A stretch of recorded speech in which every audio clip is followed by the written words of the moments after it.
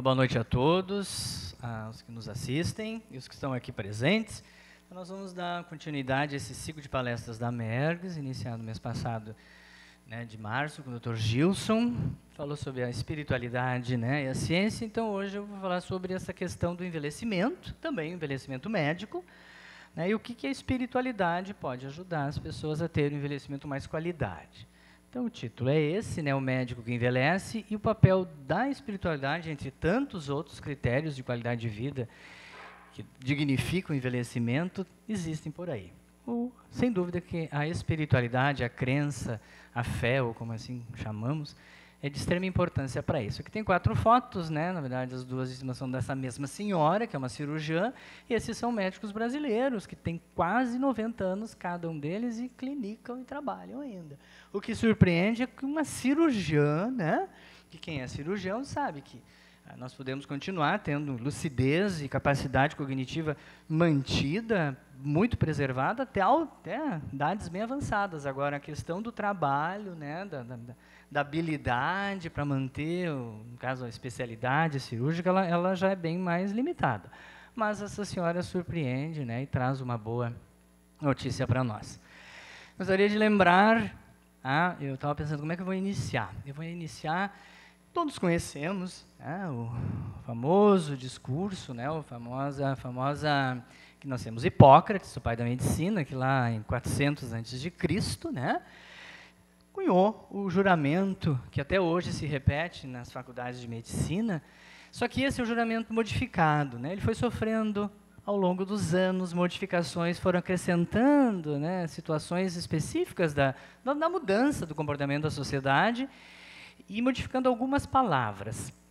Eu trouxe isso aqui para perguntar para vocês, está escrito aí que não adoecerás, não terás nenhuma enfermidade. O médico? Não, Não consta aqui. Então, por que será que por muitos anos ser médico significava, pelo menos no imaginário de muita gente, uma situação que nos evitaria o sofrimento físico, mental, eliminaria da gente, de nós, as doenças? Acho que muitos médicos pensavam isso e ainda pensam, que por se formariam em medicina e não sofreriam enfermidades. Não só isso não é uma verdade aceita mais hoje, como o contrário disso nos surpreende.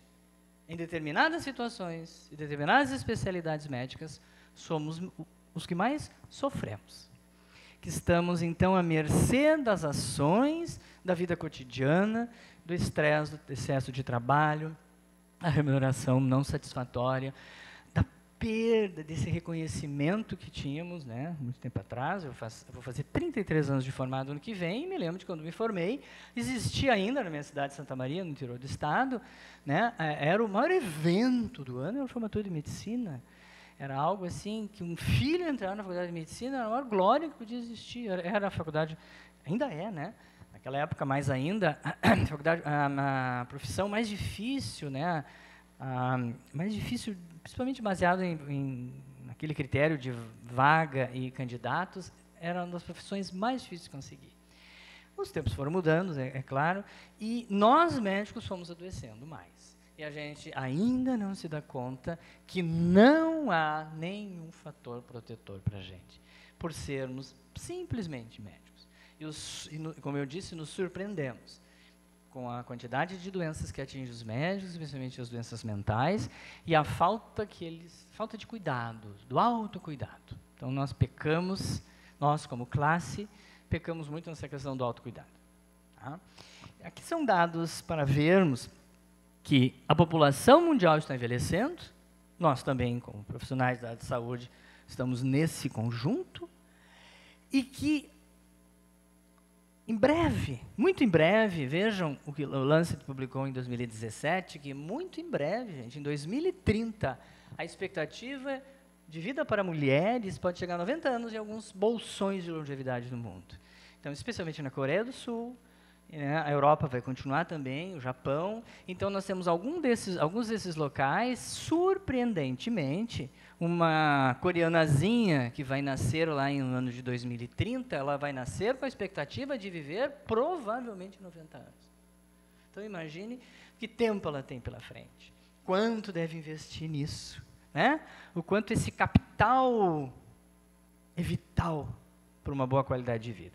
Então, nós temos aqui também alguns países que vão estar dentro desse grupo, França e Espanha, né? E principalmente mulheres que vivem mais. E o Brasil, ele vem vindo, né? Ele vem a reboque, um pouco mais atrasado, mas ele já está hoje com uma expectativa média de vida, uma esperança que a gente chama de 76 anos. Né? Como um geral do país. Mas a gente vai encontrar em determinados locais de alta longevidade no Brasil, mais de 80 anos para mulheres, 83 anos, 84 anos.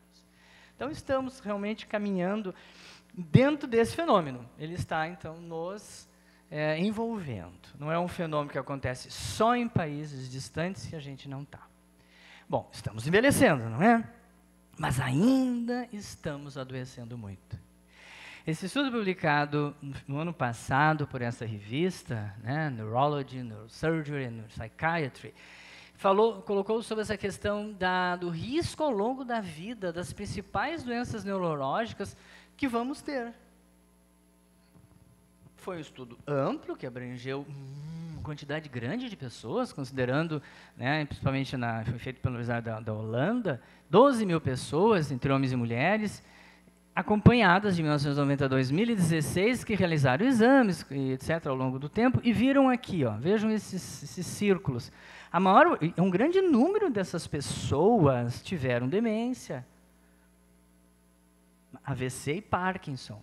Então, esse estudo mostrou para nós como nós ainda estamos sofrendo de doenças neurodegenerativas, que ainda não conseguimos mudar esse perfil. Então, quase 50% das mulheres acima de 15 anos vão desenvolver demência, segundo esse estudo. Eles pegaram isso como uma amostra e generalizaram. Parkinson ou vão sofrer um AVC. O alerta também serve para a população masculina, um pouco menos, né, dos homens nessa mesma faixa etária, tendem a ser diagnosticados com alguma dessas 3 doenças.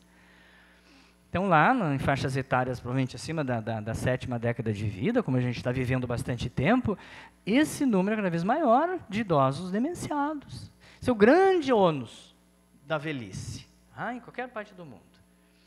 Quando uma pessoa chega na casa dos 90 anos, e tem muitos nonagenários por aí, a chance dos nonagenários terem demência é a metade. Então, vão num chazinho de velhinhas, de 10 velhinhas de 90 anos, 5 têm demência senil.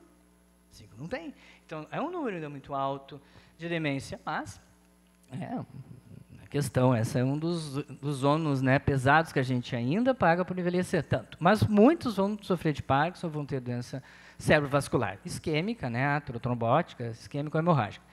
Então, aqui as estratégias, veja que interessante, toda vez que nós adotarmos estratégias que retardam o início, de 1 a 3 anos, como eles colocam aqui, poderiam reduzir esse risco, né, para que se desenvolvam essas doenças. Se a gente conseguir adotar nessas pessoas realmente medidas preventivas adequadas, pode-se reduzir bastante o risco de desenvolver essas doenças. Então, elas não são um diagnóstico definitivo, elas não são um veredito, estão aí mostrando o quê? Por que acontece? Porque falta cuidado, falta autocuidado, falta consciência, falta que as pessoas sejam mais previdentes. Nós somos extremamente imprevidentes. A gente não se preocupa muito até que algo nos limite, nos incapacite, ou um cagaço, desculpa a expressão, um susto grande que a gente leve. Né? Porque daí a gente começa a se preocupar. Bom, vou olhar para a minha saúde. Vejam vocês, esse estudo de médicos, mortes por principais doenças não transmissíveis no mundo, incluindo a gente. Segundo a Organização Mundial de Saúde, em 2018, a maior parte das pessoas no mundo morreram por câncer, ou por diabetes, ou por doenças cardiovasculares, ou por problemas respiratórios. No mundo, essas doenças matam 41 milhões de pessoas por ano, e que representam 70% de quase todas as mortes do planeta. Então, provavelmente, né, por mais que a gente tenha cuidados, isso é importante, ainda poderemos estar dentro dessa estatística, mas certamente que as pessoas que não têm cuidados de saúde física e mental, ao longo da vida, desde muito cedo, estarão inevitavelmente né, dentro dessa estatística cruel. Vão ter diabetes, vão desenvolver doença cardiovascular, o cerebrovascular ou problemas respiratórios. Outra informação que é um pouco desalentadora é o que os europeus colocaram, que como diz aqui, ó, o indicador que mede a expectativa de tempo de vida que nós vamos levar livre das incapacitações. O ideal para qualquer um de nós é vivermos, quem sabe se a gente quer isso, né? Nem todos querem, chegar aos 80, 85, 90 anos com boas condições físicas, com uma mente ainda lúcida, e adoecer lá no finalzinho do período de vida. E aí, desencarnar e morrer. Esse é o ideal. Mas esse número ainda não é o que predomina. Ainda a maior parte das pessoas permanecem uma boa parte da sua vida lidando com doenças. Algumas realmente que incapacitam mais, que limitam mais, outras nem tanto. Mas esse índice mostra que nos últimos 10 anos, por mais que tenha se feito tudo de inovações, de recursos, né, utilizando todo o arsenal de divulgação, de marketing, ainda assim, de conscientização das pessoas, nós ainda ficamos muito tempo dependentes. A doença nos incapacita. Em 2017, esse médico, o Dr. Edward Phillips, da Universidade de Harvard, colocou que as doenças são o resultado de escolhas que fazemos. Eu não ensinei nada de novo, mas vindo de um professor, né, tem um impacto maior. Então, ele coloca nesse coraçãozinho aqui, que ele coloca, né, um estilo de vida saudável, mais questões físicas. Mas ele reforça que mais de 2/3 das doenças do mundo, olha que são 7,5 bilhões de pessoas, 2/3 da população do mundo adoecem porque escolhem errado. Ou seja, elas estão fazendo escolhas básicas para a sua saúde de uma forma inadequada. Porque elas não estão se alimentando adequadamente, elas não estão se exercitando, não estão dormindo o suficiente, ainda fumam e bebem em excesso. Então, coisas tão básicas do dia a dia, estão impactando ainda muito nesses índices que estão fazendo as pessoas desenvolverem suas doenças. Aqui não tem nada genético, não tem necessariamente alguma coisa que eu herdei porque o pai tinha, a mãe, ou a avó, ou vários familiares tinham. Não, sabe? O impacto, né, da genética na transmissão de uma doença que antepassados tinham é bem menor do que se imagina. Muito mais se dá por, né, a nossa invigilância, a nossa imprevidência.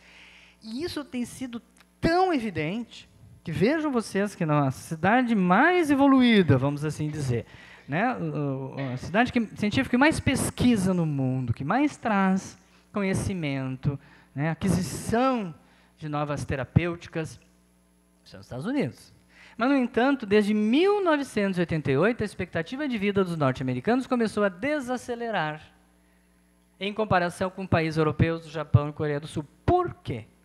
Porque alguma coisa esse povo está fazendo. Apesar de ter conhecimento e muito dinheiro para investir na pesquisa, por que a população em geral, que é uma população muito maior que a nossa, né, acho que os americanos são mais de 300 milhões de habitantes, uma coisa assim, por que eles estão desacelerando em relação a países com IDHs semelhantes? Porque lá houve piora relativa dos indicadores de saúde, principalmente pelos comportamentos ligados ao estilo de vida dessa população. É só a gente olhar, né, os filmes, as séries, como eles comem alimento ultra, mega, hiper processado, extremamente calórico. Por que os americanos consomem o excesso de drogas psicoativas? Nunca se prescreveu tanto benzodiazepínico e antidepressivo na história da humanidade como se prescreve atualmente. Um uso excessivo de automóvel, laços sociais e comunitários fracos, altos índices de obesidade, diabetes e doenças cardiovasculares. Então, por que lá eles estão tendo muito disso? E a curva que poderia estar mais alta está desacelerando exatamente por causa desses maus hábitos de vida. Então, um panorama geral mostrando que a população geral, se não se cuidar, se não procurar ser previdente, se antecipar as enfermidades, procurando ter hábitos de vida mais saudáveis, vão adoecer.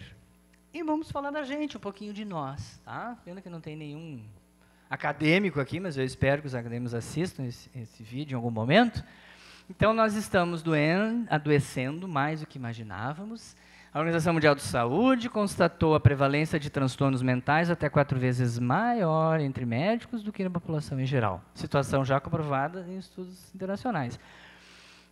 Então, apesar, e o que nos surpreende é que doenças mentais, principalmente, inclusive os psiquiatras, as pessoas que trabalham com a doença mental. Então, é crescente a percepção de que profissionais da saúde estão cada vez mais sofrendo de transtornos mentais e recorrendo o quê? Ao álcool, às drogas e, por fim, né, ao suicídio. Então, a sobrecarga claro, sobrecarga emocional, mas nós vamos ver ali, sobrecarga no caso do trabalho. Vale para todos, claro que vale para todos. No geral, vale. Mas não é tanto para o médico. Nós vamos ver depois, talvez as coisas sutis que levam a fazer com que a nossa categoria esteja mais afetada por isso, né, e atualmente seja alvo disso. Então, aqui nós temos o nosso doutor, que não está tão feliz nessa imagem, que passa o quê? Passa que está provavelmente atormentado, preocupado, e talvez isso aqui sejam contas, talvez seja uma imposição tão severa dessa sociedade sobre a nossa condição, que faz com que essas notícias sejam vinculadas, e recentemente foram publicadas, vocês veem aqui em setembro de 2018, depressão e suicídio nas faculdades de medicina, um alerta máximo em Belo Horizonte. As faculdades de medicina daqui começaram a perceber um alto índice disso. Suicídio entre médicos assusta o Brasil, né? Então, aqui em Pernambuco, lá em Belo Horizonte, a média é de 1 caso por mês, gente. Olha que assustador isso aqui. Frequência de casos desses profissionais é de 2,5 vezes maior do que o restante da população.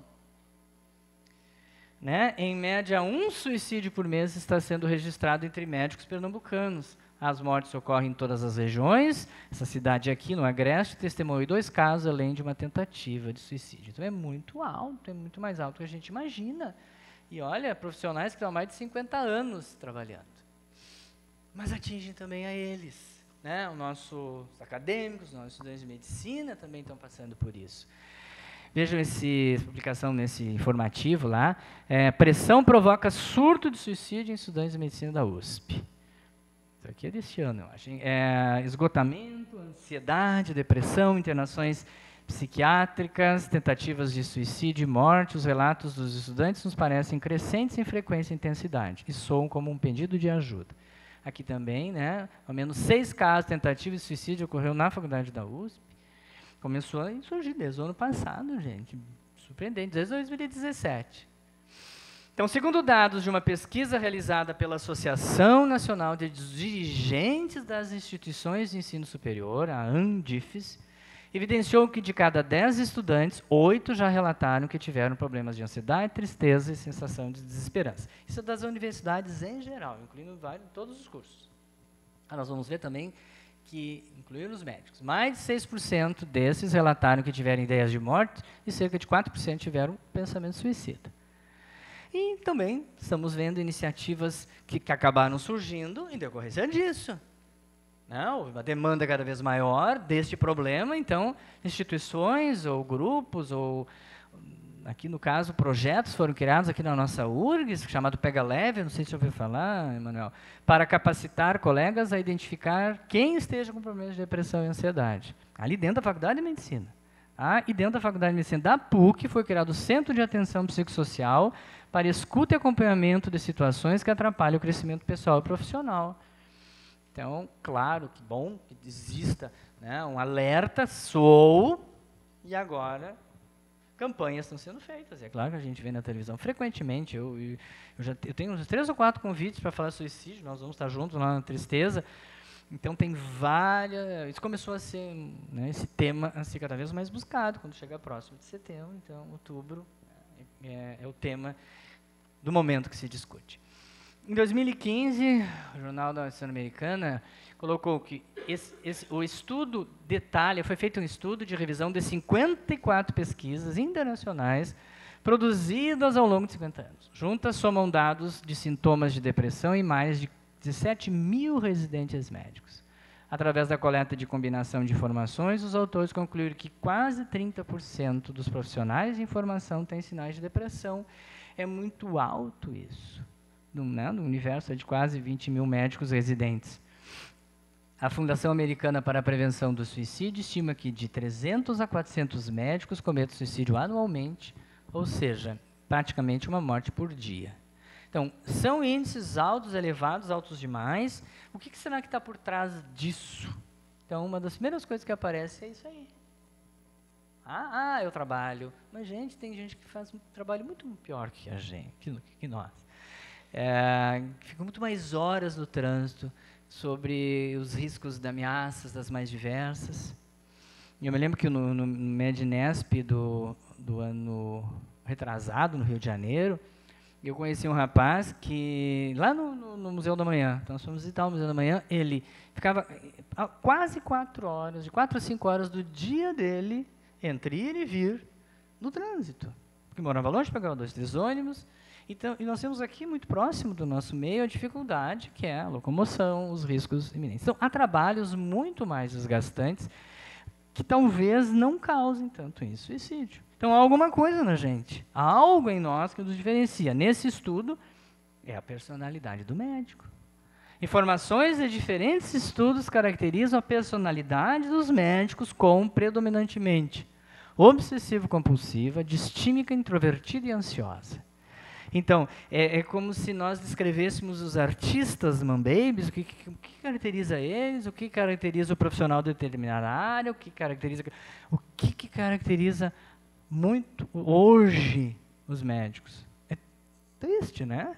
A gente vê que talvez o que mais nos marque seja, em decorrência da quantidade de problemas que estão acontecendo, que nós somos obsessivos compulsivos, isso provavelmente em relação à nossa profissão, ao nosso trabalho, ser reconhecido ou não, a carga pesada que a gente tem nas costas, sim, de estar ali naquele momento, diante do paciente, né, com discernimento suficiente, não estar com sono, não estar cansado, conseguir evocar as informações que tem, querer fazer um atendimento adequado para não trazer complicações naquele próprio paciente. Então, isso é todo dia.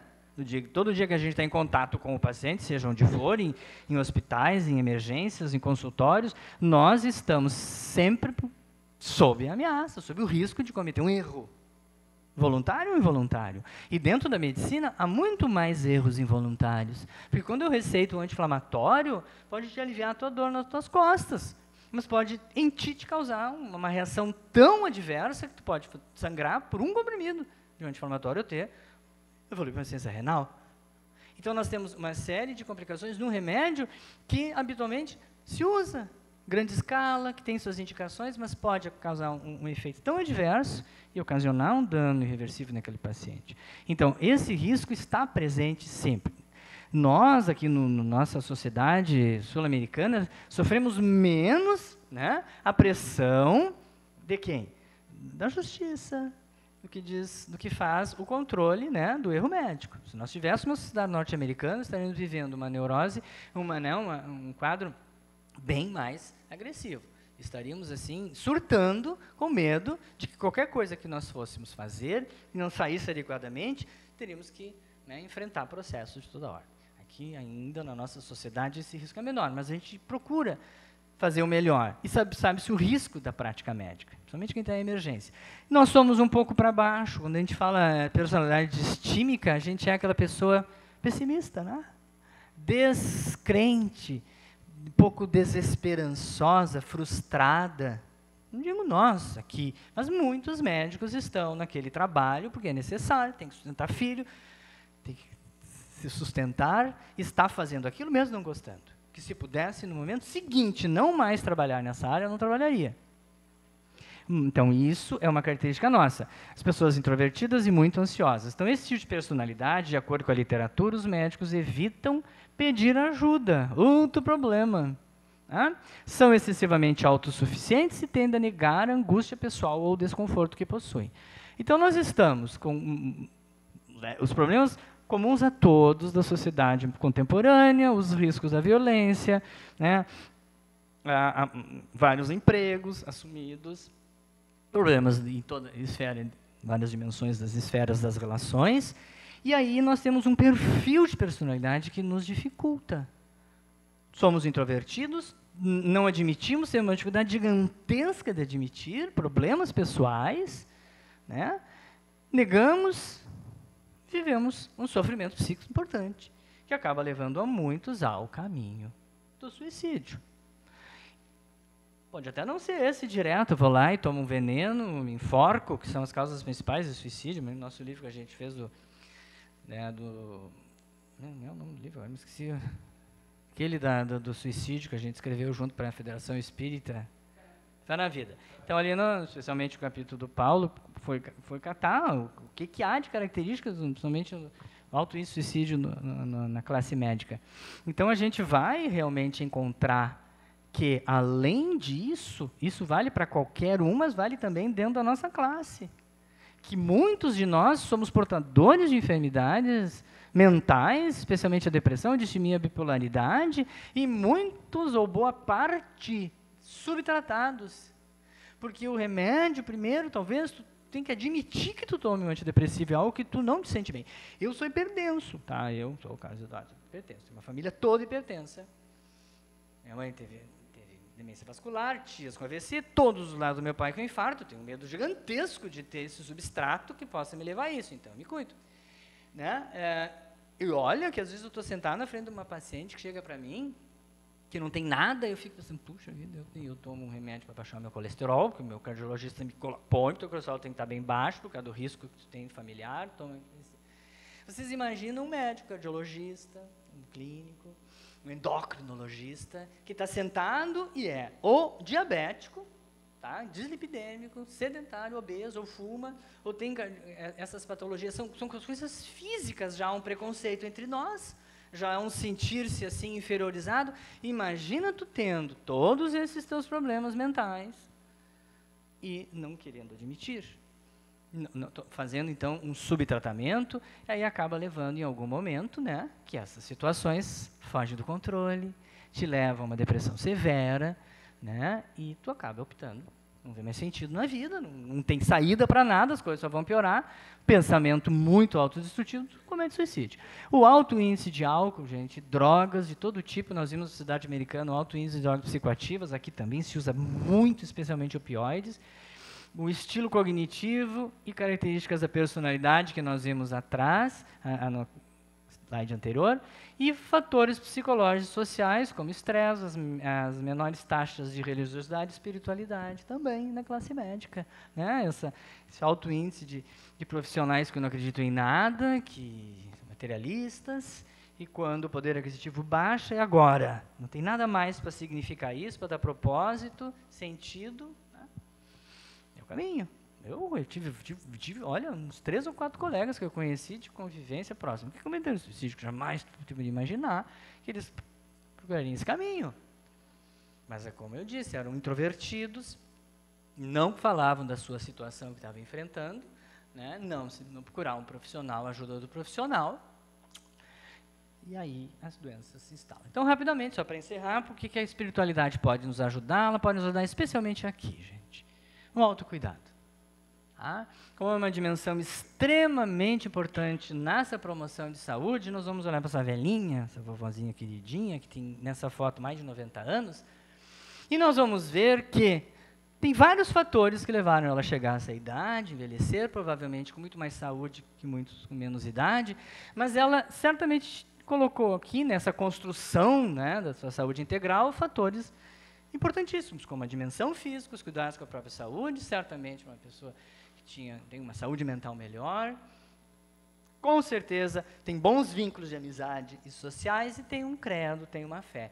Então, a espiritualidade, em alguns estudos, mostra que o envolvimento religioso não é simplesmente ser eu acredito, e daqui a pouco, na primeira situação adversa, de nada me serve ter uma fé ou não aproveito aquilo para mim. Mas as pessoas que se envolvem em algo, prediz, segundo esses estudos, uma maior longevidade, menor mortalidade, e o atendimento religioso. Quando esse estudo fala, é aquilo que a gente faz, seja aqui no núcleo, seja na casa espírita, ou em qualquer profissão, qualquer confissão religiosa que a gente siga, uma atividade de uma pastoral dentro da Igreja Católica, que tu te sente útil e ajuda, um excelente serviço de solidariedade, quanto isso traz significados e propósitos, e provavelmente te ajuda a superar suas dificuldades.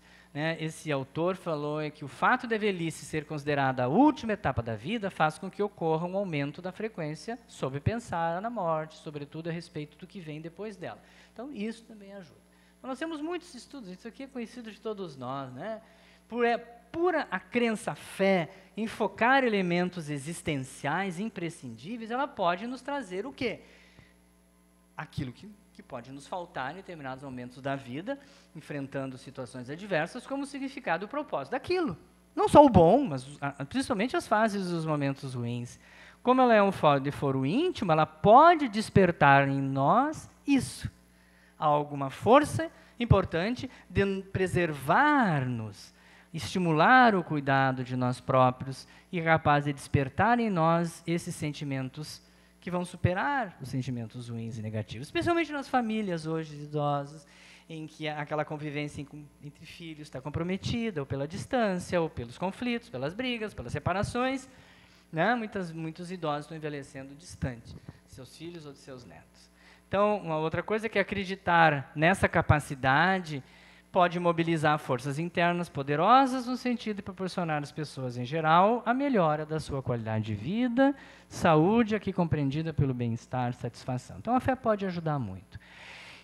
E a espiritualização do ser tende a contribuir robustamente para a promoção de cuidados de si próprio. Isso é muito interessante. Para um melhor estado de saúde, cuidados, autocuidados. Esse estudo é antigo do Jeff Levin, um dos principais, que iniciou lá nos Estados Unidos, ainda na década de 90, os estudos mais robustos, e até hoje, os mais robustos foram esse cara que publicou. Então ele fala muito de que essas pessoas, no caso como os estudos são feitos nos Estados Unidos, e lá é muito religião institucionalizada, tu vai ter muita gente, muitos protestantes que trabalham, que atuam dentro da sua comunidade evangélica e os próprios católicos.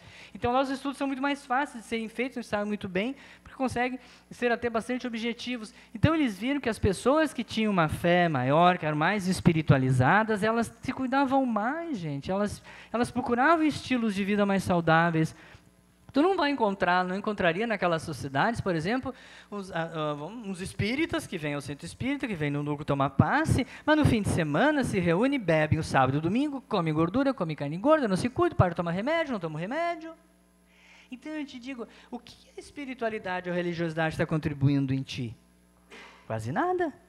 Porque tu até pode ser um espírito atuante, ser uma pessoa bastante respeitada, tudo, mas e o teu autocuidado? Então, muitas vezes as pessoas não utilizam esse entendimento para si próprio. Por exemplo, para procurar um profissional da área da saúde, para fazer exames médicos, para tomar os seus medicamentos, para cuidar dos hábitos de saúde. Então, a religiosidade, quando ela é intrínseca, ela consegue transformar. E lá eles observam que essas pessoas que pela fé, pela crença, elas conseguem fazer isso, elas passam, inclusive, a fazer exercício, se alimentar melhor.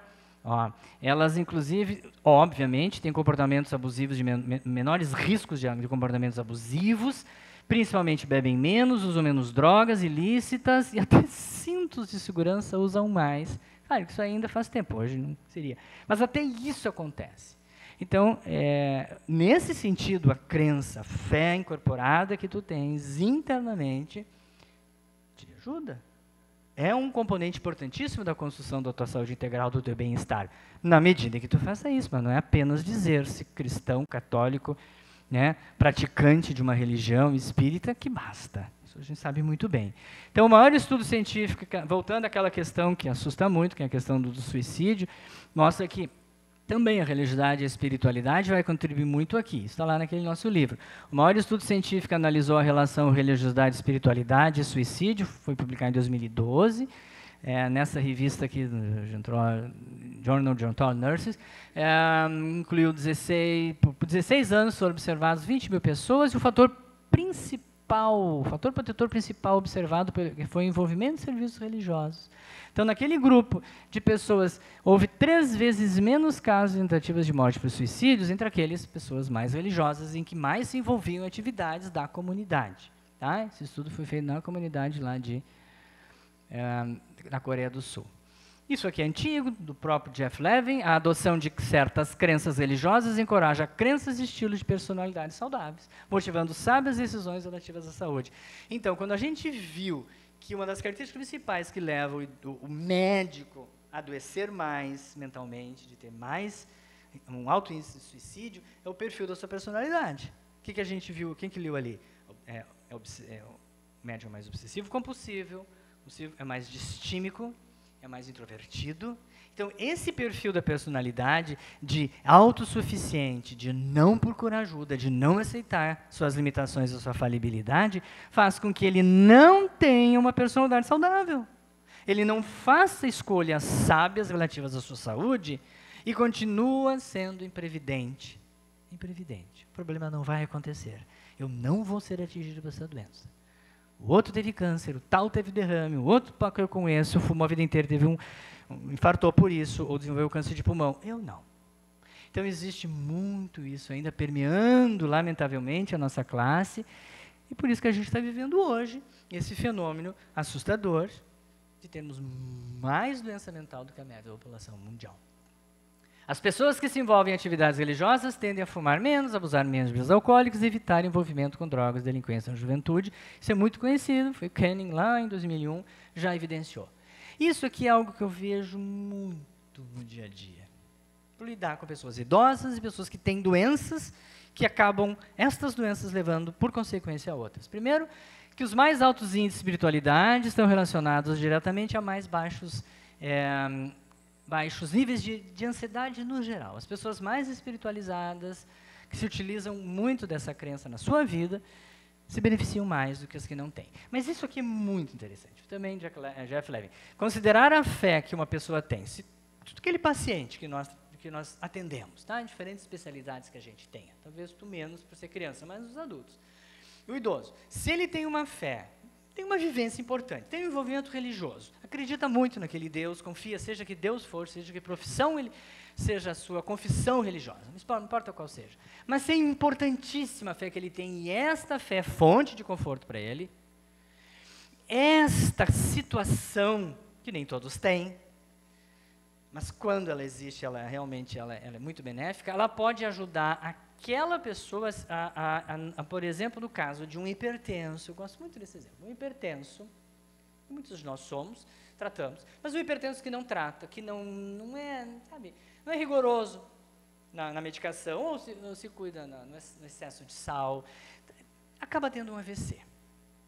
Doença cerebrovascular, provavelmente, não precisa ser hemorrágica, pode ser aterotrombótica, lá, ocluiu uma artéria cerebral média, ficou hemiplégico, perdeu a capacidade de falar, não caminha mais, perdeu os esfíncteres. Então, vocês imaginem a vida de uma pessoa. E o AVC não é como o Alzheimer, que começa a dar sinais, que daí toda a família começa a se preparar para lidar com aquela enfermidade longa.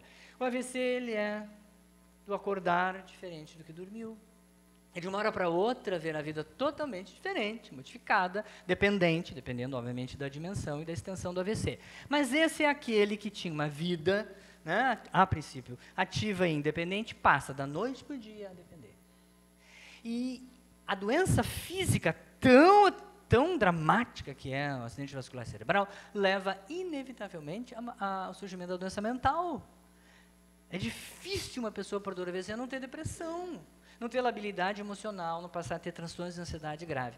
Então, ele coloca nesses estudos que se aquela pessoa, hipoteticamente, hipertensa, que teve um AVC, essa que tem uma fé forte, que dá propósito, significado às situações mais diversas da vida e que lhe dá conforto, ela é capaz de evitar o efeito nocivo que a incapacitação levaria para a doença mental. Talvez ela não tenha depressão. Talvez essa pessoa não desenvolva um transtorno de ansiedade maior por ser uma pessoa mais espiritualizada e com mais fé. Isso se viu claramente e a gente vê, gente, é incrível como eu observo que talvez o fator que diferencia alguém encarar melhor aquela enfermidade incapacitante da outra que não encara ser esta. A crença que ela tem, no que ela acredita e como ela conseguiu significar aquilo.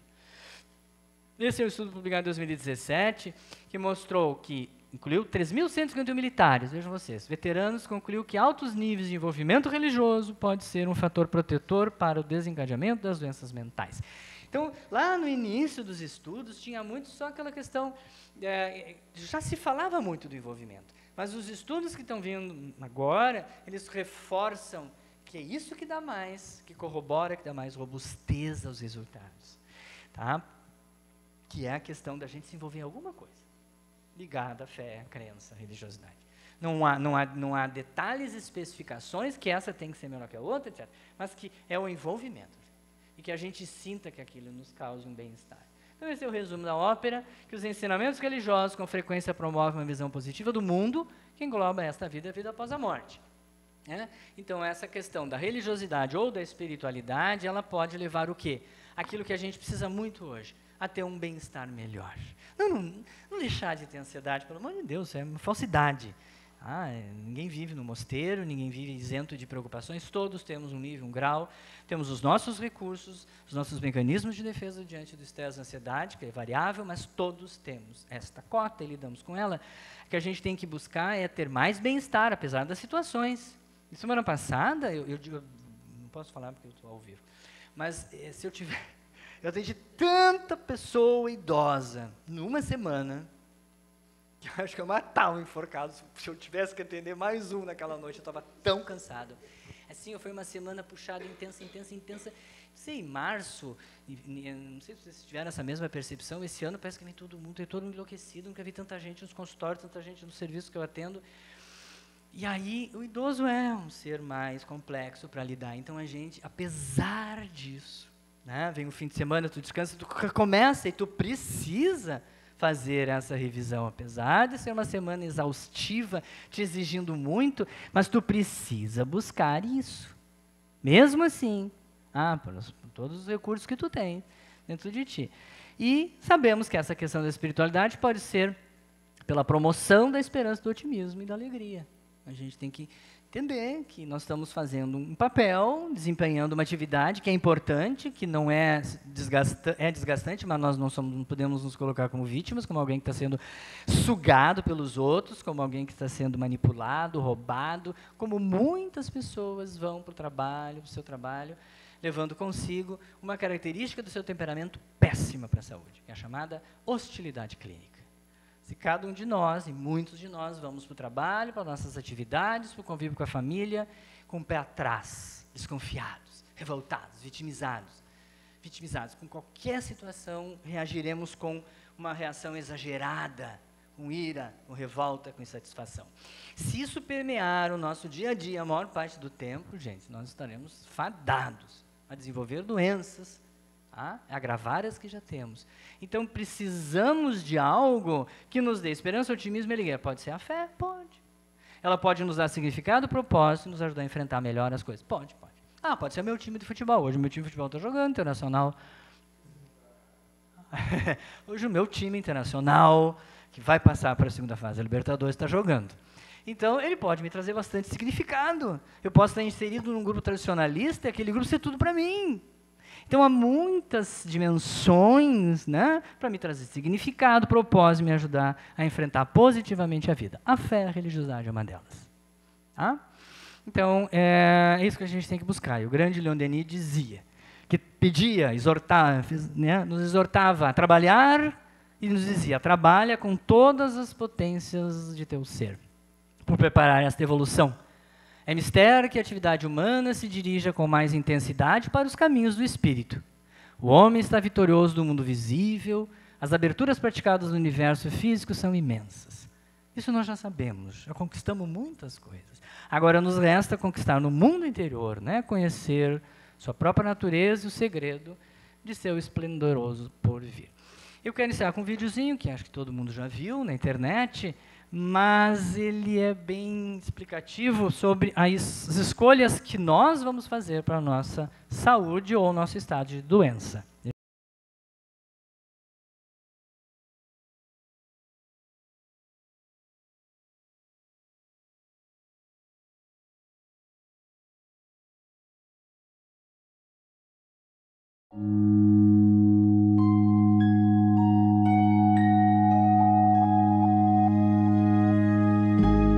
What will your last 10 years look like? Will you be quick enough for a game of tag with your grandchild? Strong enough to embrace every moment?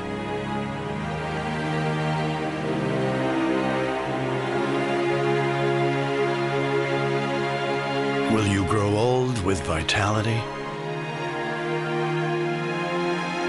Or get old with disease?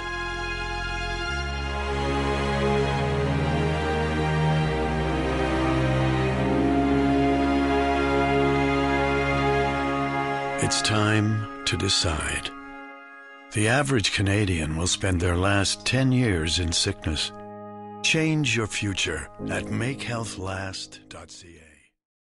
Se o nosso lifespan será de 85 anos, talvez a gente passe 25, 28, 30 lidando com doenças que vão se agravando ao longo dos estágios da velhice.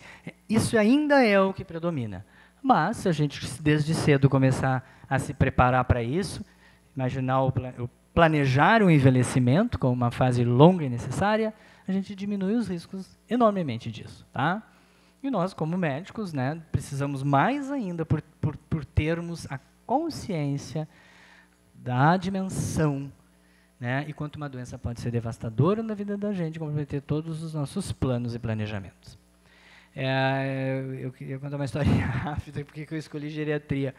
Eu tenho uma colega, que é a Rosemary Alves, que ela faz parte do núcleo Sim a Vida, ela é médica, ela passou por aqui, que pena que foi para lá, foi minha colega de faculdade. Teve uma época lá na minha faculdade, lá para o 3º, para o 4º ano, estava acontecendo um fenômeno tão estranho que alguns médicos estavam tendo as doenças das suas especialidades. Eu achei aquilo assustador. Achei 2 neurocirurgiões com tumor de cérebro. Um urologista com CA de próstata. Um patologista com CA de tireoide. Aí eu escolhi fazer geriatria. Foi uma boa escolha, né? Morri demenciado com 90 e poucos anos, tá bom. Então tá, era isso. Agradeço a vocês. Até o próximo.